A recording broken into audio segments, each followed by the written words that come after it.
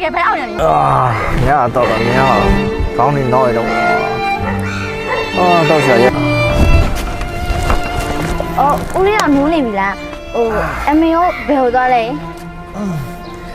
အေးငါမနဲ့မိုးလင်းနေရနေမေဆိုတော့ကောင်းမှဘယ်သွားနေလဲမသိဘူးအခုရန်တော့ခင်နေပြီနေဘူးပဲ ဒါဆို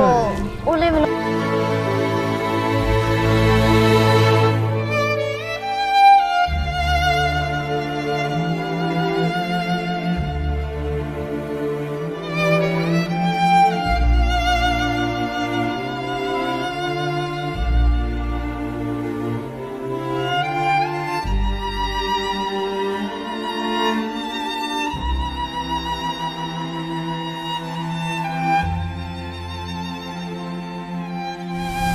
ဒီပစ္စည်းတွေကအကုန်လုံးက2500ပဲတန်တယ်စင်ပြေးတိုင်းလား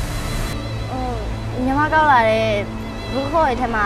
တန်မွန်ကြီးရဲ့ပစ္စည်းတွေပါပါရေကိုချိုင်းရင်ဟိုအဲ့တော့ညီမကိုပတ်ဆက်တိုးပြီးလို့ရမလား မတိုးပေးနိုင်ဘူးနေမကြရင်မရောင်းနဲ့ငါပေးတဲ့စိမ်းနဲ့မတန်ဘူးဆိုမရောင်းနဲ့နေ့ပစ္စည်းကကောင်းကင်တစ်ခုမှပါတာမဟုတ်ဘူး ကဲတော့ကိုချိုင်းရေအဲ့ဆိုလည်းအဆင်ပြေပါလေ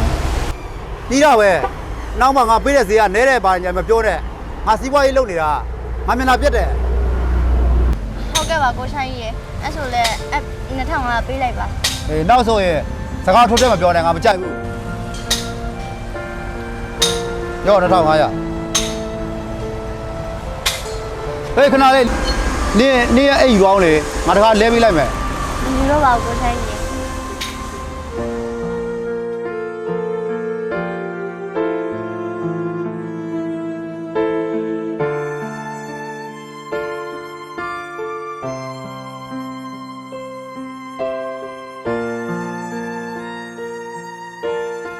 ဟာ